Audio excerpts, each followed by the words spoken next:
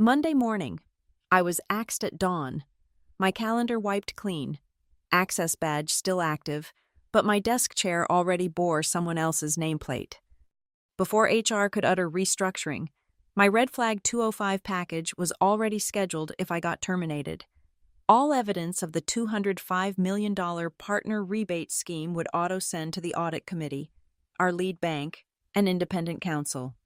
The architect behind it wasn't the CFO, it was the CEO's lover, a growth goddess propped up by shell companies and subsidiary licenses. They thought I was just expensive overhead. They forgot the rules are set by whoever holds the books, and I was the keeper of the ledgers. My name is Tessa Whitlow, 34 years old, Director of Compliance and Risk at Meridian Loom, Inc., for 6 years. I was the invisible spine that kept this data services company from collapsing under its own ambitions. While executives pitched dreams to investors and engineers built shiny new features, I lived in spreadsheets, approval matrices, and audit trails. I tracked every dollar that flowed through our accounts, scrutinized every vendor contract, and mapped every rebate and distribution discount back to its source. Unglamorous work, but essential like the foundation of a house that nobody thinks about until cracks appear. Meridian Loom wasn't a household name, but in the B2B data analytics space, we were climbing fast. Our headquarters sat in Ravensbrook, Michigan, a mid-sized city trying desperately to rebrand itself as the next tech hub. The office occupied 3 floors of a renovated warehouse, all exposed brick and industrial chic, the kind of place where ping-pong tables masqueraded as culture.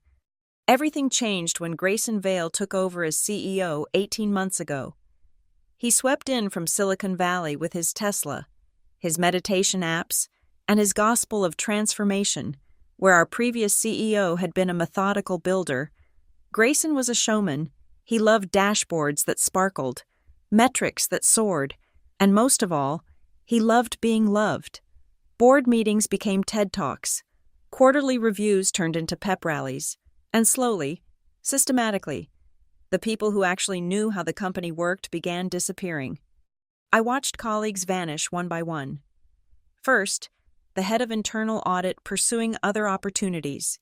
Then the senior financial analyst who'd been with us since day one, family reasons. Each departure came with a replacement, always someone young, eager, and completely dependent on Grayson's favor. The old guard's institutional knowledge walked out the door, replaced by enthusiasm and Excel templates downloaded from the internet. The signals of my own obsolescence started small. My name dropped from the weekly leadership agenda without explanation. In meetings, Grayson would make jokes about legacy systems and old-school thinking while looking directly at me. When I presented risk assessments, he'd smile that California smile and say things like, "Tessa's keeping us honest," in a tone that suggested honesty was quaint, like using a fax machine. "We need to be agile," he'd say. "Compliance shouldn't be a roadblock." I'd respond with facts, "The SEC doesn't care about our agility when they audit our books." He'd laugh, the others would laugh, and we'd move on. But I noticed how my reports started getting buried in appendices, how my warnings became footnotes, how my sign-offs were suddenly advisory rather than mandatory. I didn't fight it. Fighting would have been pointless. Grayson had the board's ear and the investors' confidence. Instead, I did what I'd always done. I documented every dismissed concern, every overruled objection, every moment when someone decided that moving fast was more important than moving correctly. I saved emails, archived Slack messages, and maintained my own shadow set of records that told the real story of Meridian Loom's operations. The Thursday before my termination, I sat in my office reviewing Q3 numbers when I noticed a pattern in the new market access fees that didn't match any legitimate business purpose I could identify. The amounts were enormous, the recipients were vague, and the approval chain mysteriously bypassed my desk. That's when I knew my time was running short. They weren't just pushing me aside. They were clearing the path for something that needed me gone. So I prepared, not for battles or for people who think they can win. I prepared for the inevitable, and I made sure that when they pushed me off the cliff, I'd be taking their secrets with me on the way down.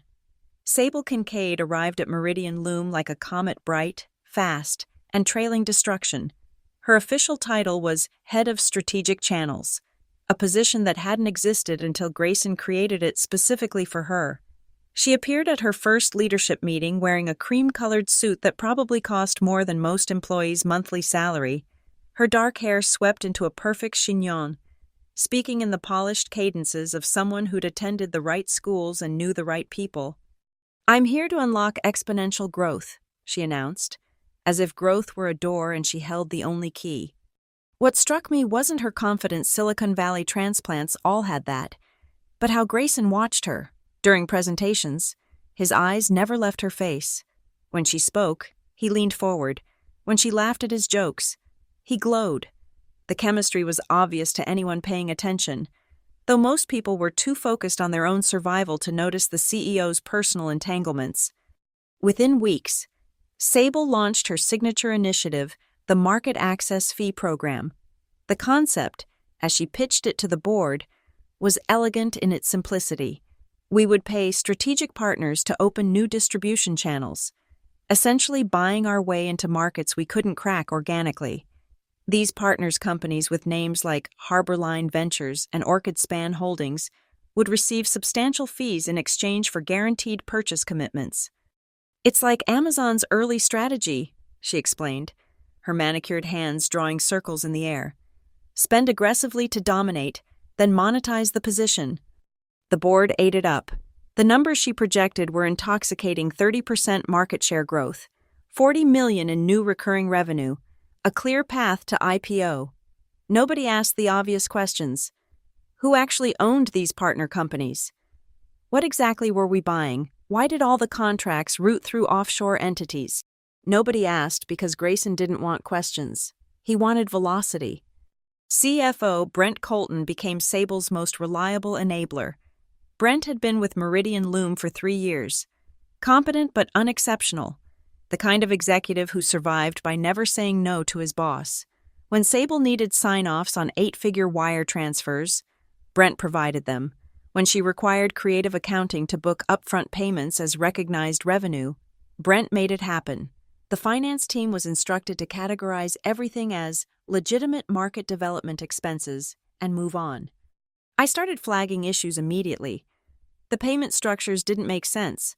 We were essentially paying companies to buy from us, then booking their purchases as revenue. It was circular logic at best, fraud at worst. The rebate mechanisms were so complex, they required separate spreadsheets just to track the flow of funds. Red flag after red flag, each one carefully documented in my compliance reports. My first formal warning came via email at 11:43 p.m. on a Tuesday. "Tessa, these partnership structures have been thoroughly vetted by outside counsel. Please process without further delay. We can't afford to lose momentum. Sable." Copied Grayson, Brent, and mysteriously, no one from legal. I responded with a request for the outside counsel's opinion letter. It never came. Instead, I got a meeting invitation from Grayson for 7 a.m. the next morning.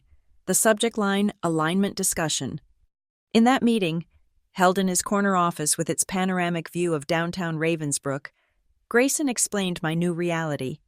"Tessa, you're brilliant at what you do," he began, the California sympathy thick in his voice. "But we're in a different phase now. We need partners who can match our velocity." These structures could be interpreted as related party transactions, I said, keeping my voice steady. "If Sable has any ownership stake in these entities—" "She doesn't," he cut me off. "And frankly, I'm concerned about the implication. Sable has brought more value to this company in 3 months than most people do in years." The message was clear: fall in line or fall out. But I'd been in this business too long to ignore what was right in front of me.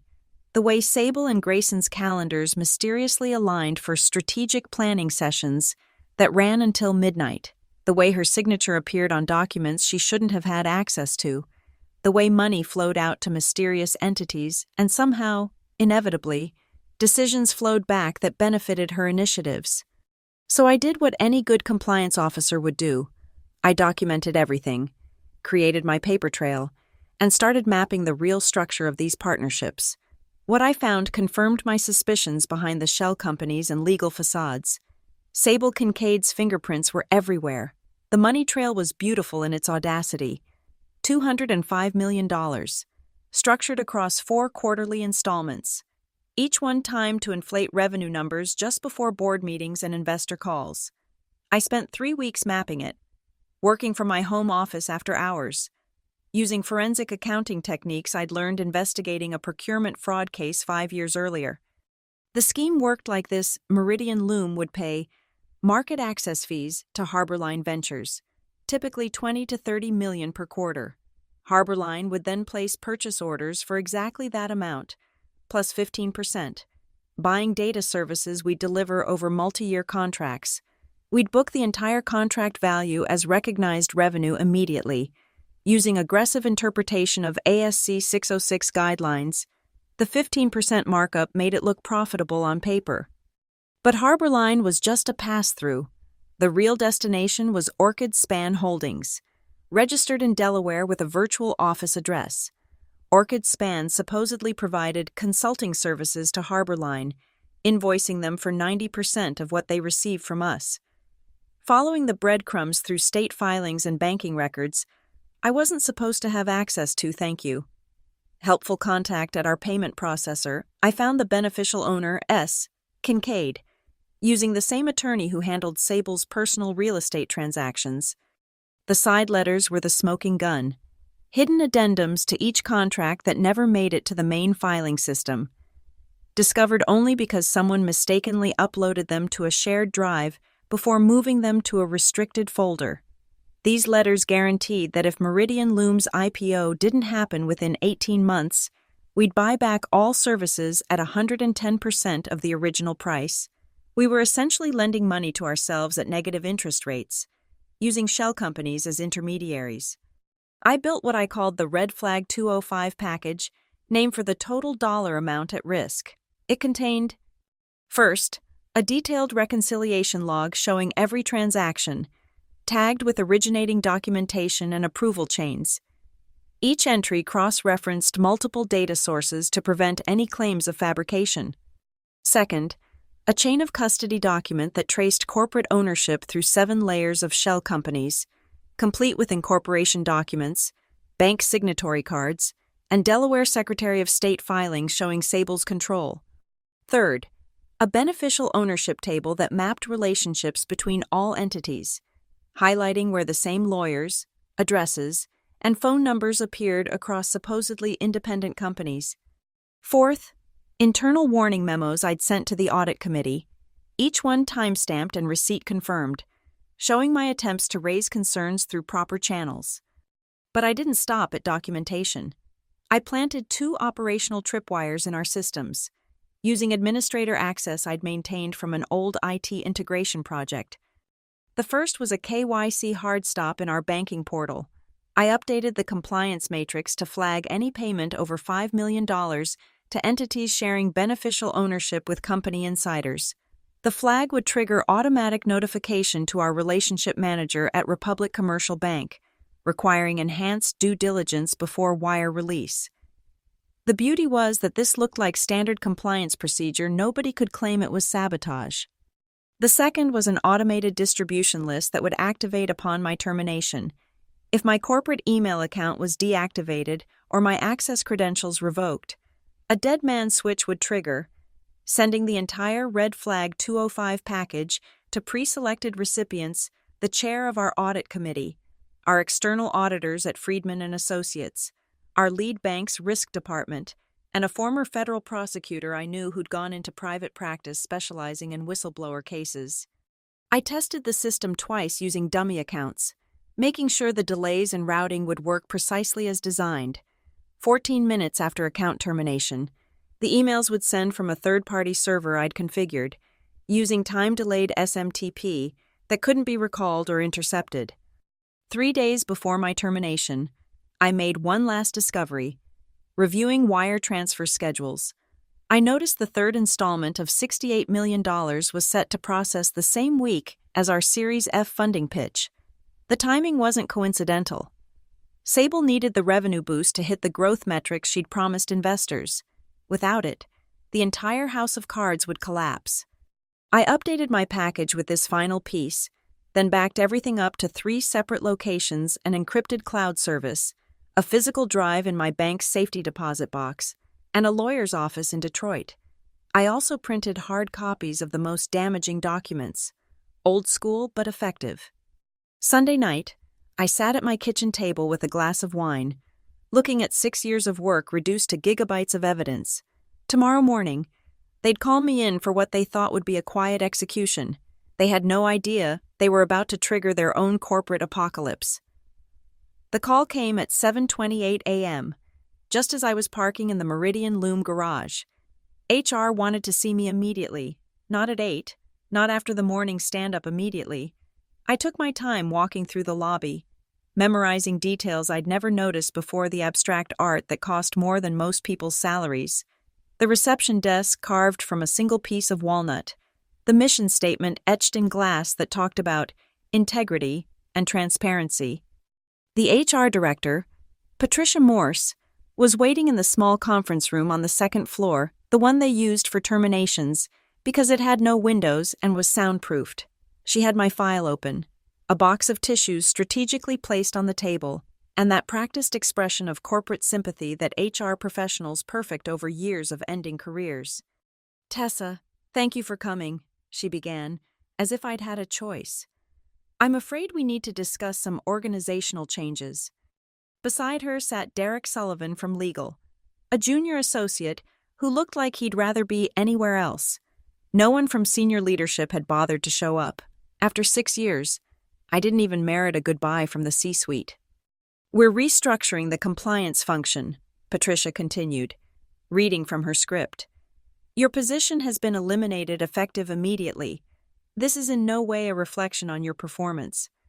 "It's fine," I interrupted, pulling out my phone to check the time, 7:35 a.m. "I understand. Do you have the separation agreement?" They exchanged glances, surprised by my calm.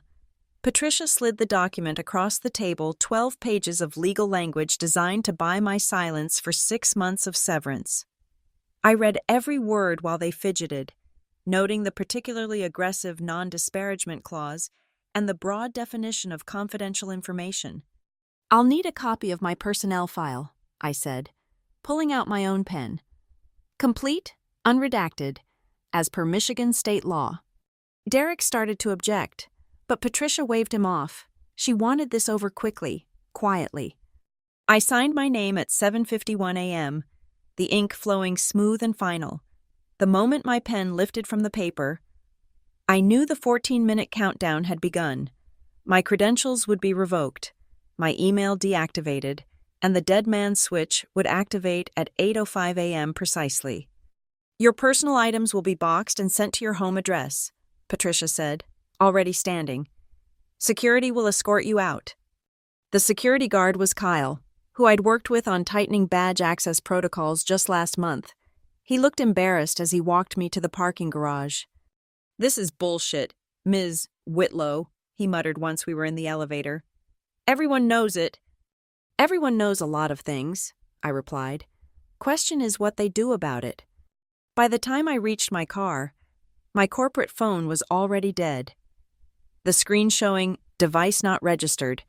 My badge wouldn't even beep at the garage exit. Kyle had to manually override the gate. As I drove out, I caught a glimpse of Sable's white Mercedes in the executive section. Custom plates reading STRTGC1. Strategic 1. Not subtle, but then again, she'd never needed to be. I drove to a small coffee shop on the outskirts of Ravensbrook, the kind of place where nobody from Meridian Loom would ever go. At 8:05 a.m., I opened my personal laptop and watched my plan execute. The encrypted emails deployed exactly as programmed.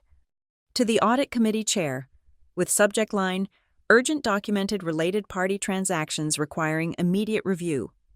To Republic Commercial Bank's Risk Department, KYC alert beneficial ownership concerns re-Meridian Loom payments. To external auditors, Friedman and Associates, material misstatement, risk revenue recognition, and related party disclosure.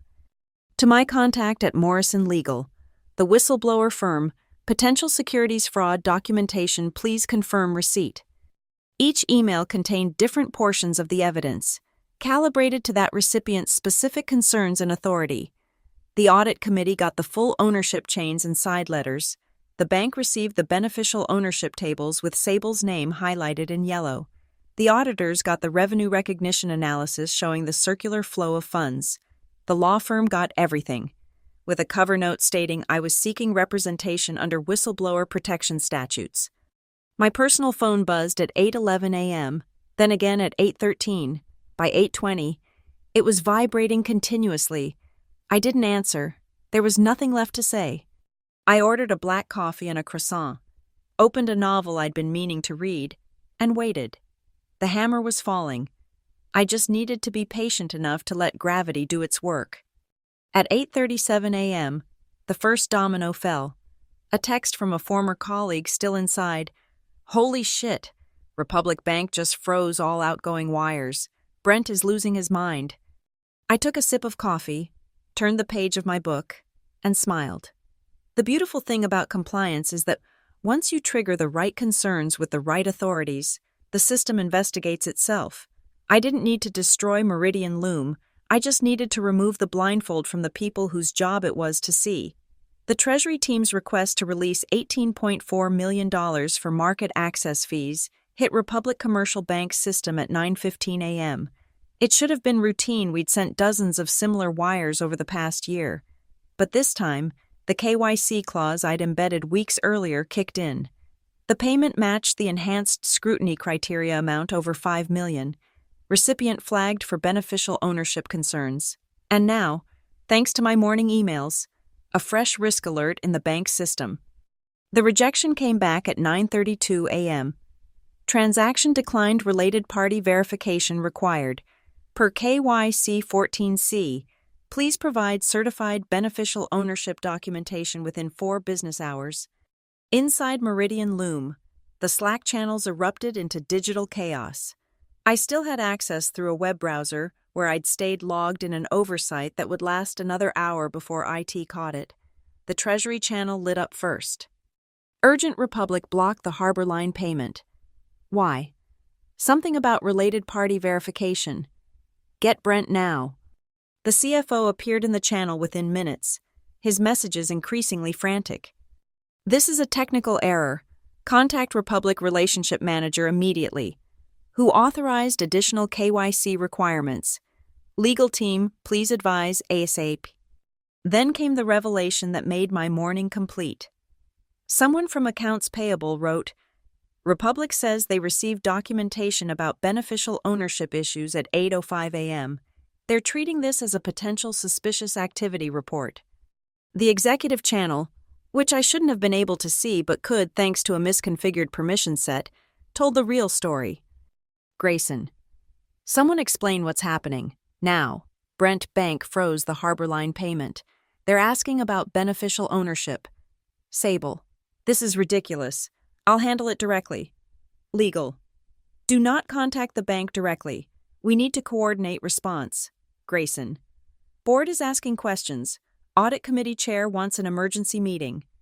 At 10:45 a.m., Sable made her fatal mistake. Ignoring legal's advice, she sent a formal letter to Republic Commercial on Meridian Loom letterhead, stating categorically that no related party relationships existed between company executives and the market access fee recipients. She signed it personally, added her title, and had it sent via email for speed. The bank's response arrived at 11:58 a.m., CC'd to what seemed like half their risk department. Ms. Kincaid. We have received conflicting information regarding beneficial ownership of Orchid Span Holdings.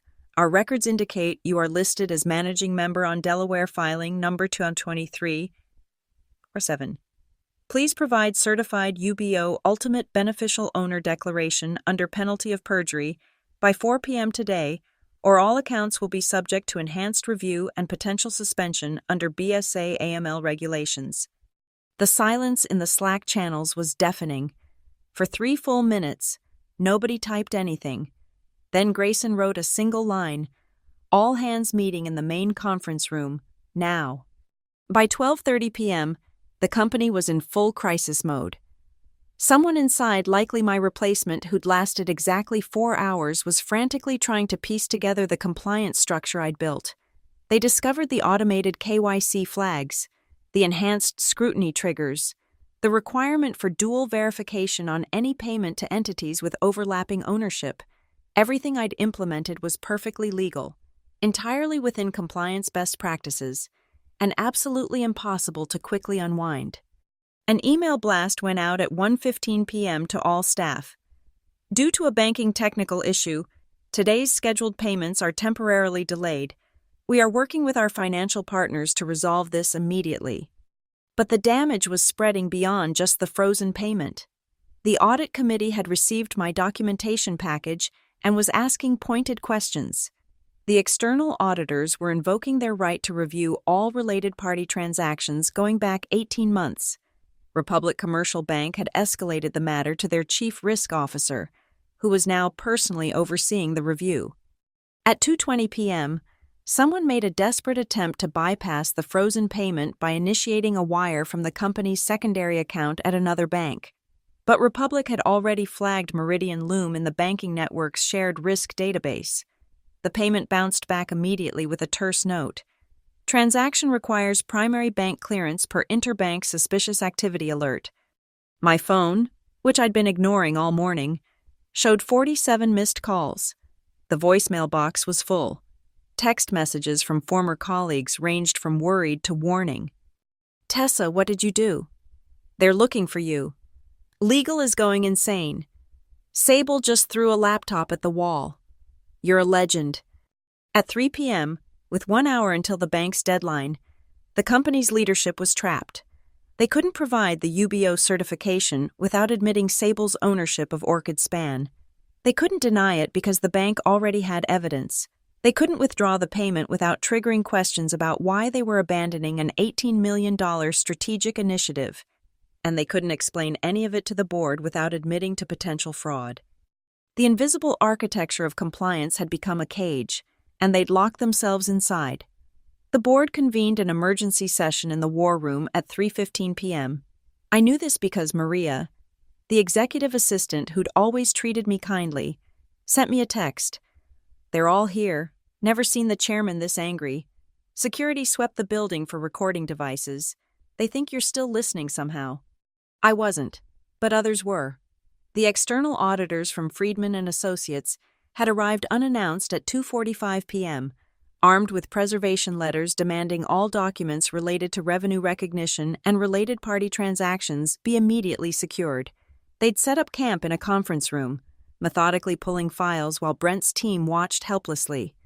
At 3:28 p.m., the auditors made their first presentation to the board.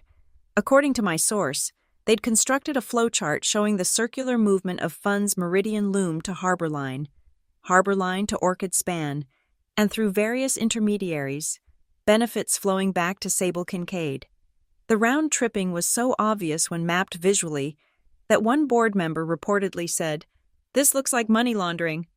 The auditors highlighted something I'd discovered weeks earlier. Orchid Span and 3 other shell companies shared the same registered agent address in Delaware, the same law firm in Nevada, and critically, the same IP address when accessing our vendor portal. They were literally managing multiple independent companies from Sable's laptop. The $205 million program was structured in 4 installments. They explained, 2 had already been paid $51 million in Q1, $52 million in Q2. The third payment of $68 million was scheduled for this week, timed perfectly to inflate Q3 numbers before the Series F pitch. The fourth would complete the scheme in Q4 assuming the IPO went through. "But here's the problem," the lead auditor said, pulling up revenue projections. "Without that third payment completing the cycle, you can't book the associated revenue.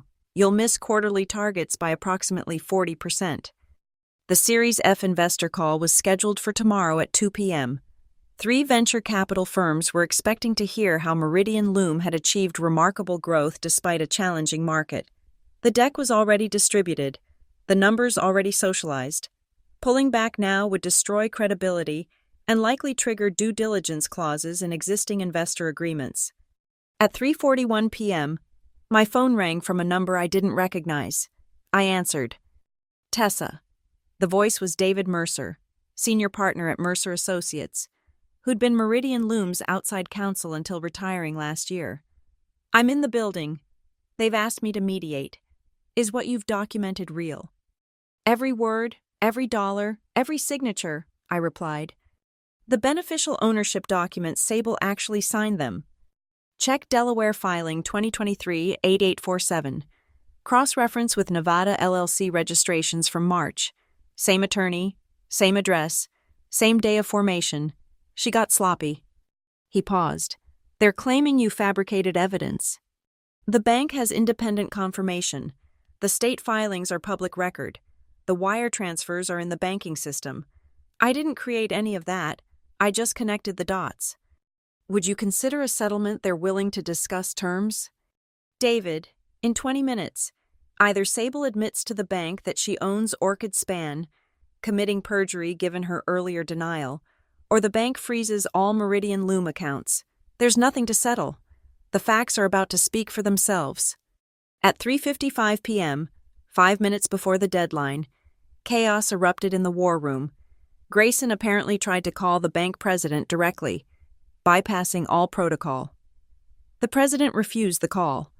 Sable attempted to withdraw her earlier statement via email, claiming miscommunication about entity structures. The bank responded that withdrawal of a written statement would trigger mandatory suspicious activity reporting to federal regulators. The audit committee chair, Margaret Walsh, a former federal judge with zero patience for corporate games, took control. She instructed the company's general counsel to immediately self-report potential irregularities to the SEC. She ordered a complete freeze on all non-essential payments. She demanded Sable provide full documentation of her ownership interests in any entity that had received Meridian Loom funds. At 4 p.m. exactly, the deadline passed. 4:03 p.m. Republic Commercial Bank issued a notice that all Meridian Loom accounts were subject to administrative hold pending resolution of beneficial ownership verification. 4:07 p.m. The lead investor for Series F called Grayson directly, having been alerted by their own risk management team about the bank freeze. 4:12 p.m. Bloomberg picked up the story from an anonymous tip. Tech unicorn Meridian Loom faces banking freeze amid ownership questions. 4:18 p.m. The board voted. Grayson was placed on immediate administrative leave. Sable's consulting contract was suspended pending investigation. Margaret Walsh assumed emergency executive authority. And at 4:22 p.m., Margaret Walsh did something unexpected. She called me. Ms. Whitlow, she said, her voice crisp and judicial. I believe we should discuss your documentation. At 3:12 p.m. the next day, the board reconvened with Republic Commercial Bank's chief risk officer connected via conference call. The investor presentation was in less than an hour, and the company was in freefall. Margaret Walsh had spent the morning reviewing my red flag 205 package, and now she was ready to conduct what amounted to a corporate autopsy while the patient was still technically breathing. The bank's risk officer spoke first, his voice cutting through the conference speaker with surgical precision. We've completed our preliminary review. The beneficial ownership documents show clear linkage between Ms. Kincaid and Orchid Span Holdings. The same individual, S. Kincaid, appears as managing member on multiple related entities. The addresses match. The tax identification numbers trace to the same person. This constitutes a textbook related party transaction that should have been disclosed. He continued reading from what sounded like a prepared statement. Furthermore, we've identified a pattern of circular fund flows consistent with revenue inflation. Given these findings, Republic Commercial Bank is invoking Section 14.7 of our Master Services Agreement. All accounts remain frozen pending regulatory review.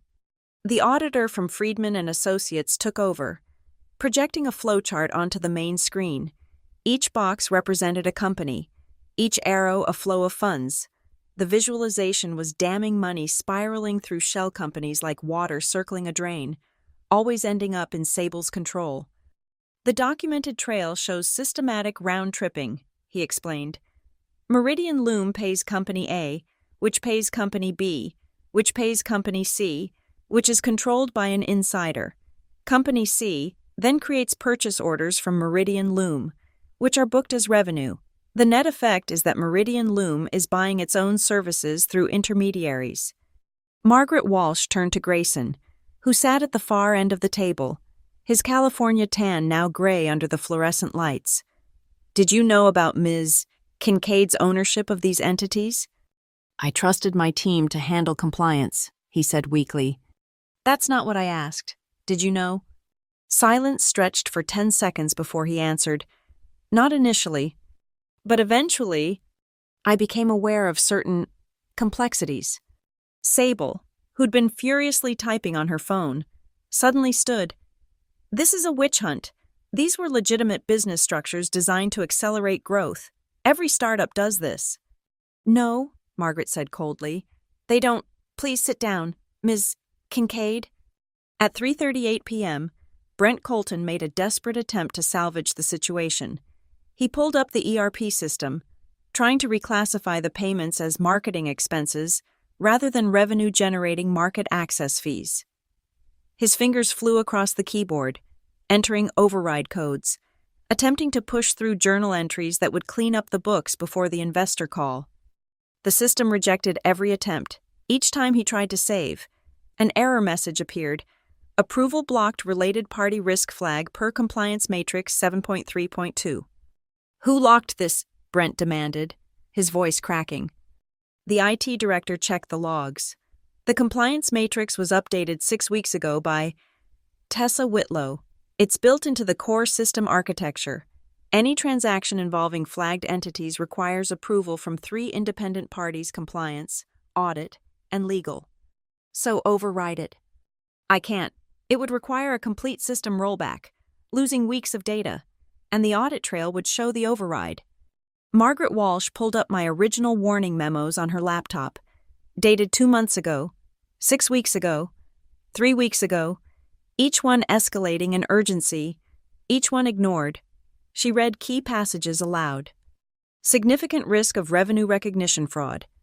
Undisclosed related party transactions requiring immediate board attention. Potential violation of securities regulations if included in S1 filing. These were sent to the audit committee, she said, looking at the other board members. Why weren't they discussed? The committee members exchanged glances. Finally, one admitted, Grayson said Tessa was being overly conservative, that she didn't understand modern growth strategies. At 3:51 p.m., with 9 minutes until the investor call, the general counsel delivered the killing blow. I've consulted with outside securities counsel. If we proceed with the presentation using the inflated numbers, knowing what we now know, every board member could face personal liability for securities fraud. The SEC doesn't distinguish between active participation and willful blindness. The room fell silent. Through the glass walls, employees gathered in clusters, watching their leadership implode in real time. Someone had leaked to all hands Slack that the investor call might be canceled. At 3:55 p.m., Margaret Walsh made the only decision she could. Motion to terminate Grayson Vail as CEO, effective immediately. Motion to terminate all contracts with Sable Kincaid and her affiliated entities. Motion to withdraw from Series F funding pending a complete financial restatement. The votes were unanimous. Even Grayson's allies couldn't risk federal prison for him. At 3:58 p.m., Margaret turned to the phone where I was still connected. Ms. Whitlow, the board accepts your documentation as accurate and material. We'll need your cooperation in the upcoming investigation. At 4 p.m. exactly, instead of joining the investor call, Margaret Walsh sent a one-line email to the venture capital firms. Meridian Loom is postponing today's presentation pending resolution of internal financial review. The Bloomberg alert hit 30 seconds later. Meridian Loom's paper valuation evaporated by 40% in the private market within an hour. At 4 p.m., the investor call began without Meridian Loom. 3 venture capital firms sat waiting on a Zoom link that would never activate. Instead, They received Margaret Walsh's terse email, followed immediately by frantic calls from their risk management teams who'd seen the Bloomberg alert. The Series F round didn't just die, it evaporated, taking with it Grayson's dreams of a billion-dollar valuation. Inside the war room, the display screens told the story in real time. Our primary bank account showed administrative hold, compliance review required, in red letters. The stock option tracking system displayed a 37% drop in secondary market pricing. The company's Slack had devolved into digital chaos, employees sharing resumes, asking about severance, wondering if their equity was worthless. At 4:05 p.m., Margaret Walsh stood at the head of the table and delivered the verdict. By unanimous vote of the board of directors, Grayson Vail is terminated as CEO effective immediately. Sable Kincaid's consulting agreement and all associated contracts are terminated for cause. The company will engage forensic accountants to conduct a complete financial restatement. We will self-report to the SEC and cooperate fully with any investigation. She paused, looking directly at where Grayson sat frozen in his chair. Security will escort you both from the building. Your personal items will be reviewed by legal before release. Sable broke first. You can't do this. I'll sue for defamation. Wrongful termination. Ms. Kincaid, Margaret cut her off. You submitted a false statement to a federally regulated bank. You concealed ownership of entities receiving company funds. You participated in a scheme to inflate revenue. The only question is whether you'll be defending yourself in civil or criminal court. At 4:09 p.m., the notification cascade began. Republic Commercial Bank's final notice arrived. Account freeze confirmed. Suspicious activity report filed with FinCEN. All transactions suspended pending federal review. The Wall Street Journal's tech reporter tweeted, "Breaking sources confirm Meridian Loom's CEO ousted amid allegations of financial misconduct. Series F round canceled." The Michigan Attorney General's office sent a preservation notice they were opening their own investigation into potential state securities fraud. Grayson finally spoke, his voice barely a whisper. "This was supposed to be our breakthrough quarter." "It was," Margaret replied, "just not the kind you planned." As security arrived to escort them out, Sable turned to the room.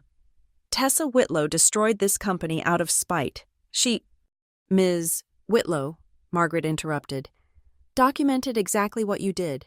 Nothing more, nothing less. The destruction was entirely your own." At 4:15 p.m., I sat in that small coffee shop on the outskirts of Ravensbrook, watching through the window as the parking lot across the street began to fill. Employees were leaving Meridian Loom early, some carrying boxes, others just walking out empty-handed. 6 years of building something meaningful, destroyed in 18 months by people who thought growth could be manufactured through financial engineering. My phone buzzed with a message from Margaret Walsh. "The board has authorized a special investigation. Your documentation will serve as Exhibit A. We'd like to discuss a consulting arrangement for you to assist with the forensic review." I typed back, "My rate is $5,000 per day, non-negotiable." Accepted. Another message arrived, this one from David Mercer. "The U.S. Attorney's Office will likely want to speak with you. I can provide representation if needed." Then came the one that mattered most, from Kyle the security guard. "Whole building knows what you did. You're a legend." Sable threw her laptop at the wall when the bank freeze hit. Grayson just sat there like someone pulled his batteries out. I closed my phone and finished my coffee. Outside, the late afternoon sun cast long shadows across the parking lot. Somewhere in Meridian Loom's gleaming offices, forensic accountants were beginning to unravel $205 million worth of lies. The SEC would come calling soon. Criminal indictments would likely follow. The company might survive, might even recover eventually, but it would never be the same. They'd thought I was expendable overhead, a relic of old-school thinking in their brave new world of growth hacking and strategic partnerships. They'd forgotten that someone needs to mind the books, someone needs to track the money, someone needs to keep the receipts.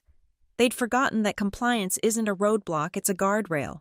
Remove it, and eventually you drive off a cliff. I stood to leave, dropping a 20 on the table. Tomorrow, I'd start my consulting arrangement, helping Margaret Walsh reconstruct what Grayson and Sable had tried to destroy. But tonight, I'd go home, pour a good wine, and enjoy the simple satisfaction of a job well done. The text messages kept coming as I walked to my car, former colleagues, reporters, even competitors who'd heard the news. I ignored them all. The evidence had spoken. The system had worked. The people who'd thought they were above the rules had learned otherwise. At 4:22 p.m., as I drove past Meridian Loom's building one last time, I saw Grayson and Sable in the parking lot, standing beside their expensive cars, looking lost. They were on their phones, probably calling lawyers. Good luck with that. When you leave a paper trail as clear as theirs, even the best lawyer can only negotiate surrender. My phone rang once more, an unknown number with a DC area code. Probably the FBI or SEC. I let it go to voicemail. They could wait until tomorrow. Tonight was mine. The revenge was complete. Served at exactly the right temperature, ice cold and thoroughly documented. Thank you for listening to this story of corporate justice and the power of keeping good records. Where are you tuning in from today? I'd love to hear in the comments below and connect with listeners from around the world. If you enjoyed this tale of compliance revenge, please subscribe to the channel and share your thoughts. Have you ever witnessed similar David versus Goliath moments in your workplace? Your stories and perspectives make this community richer. Until next time, remember always keep the receipts.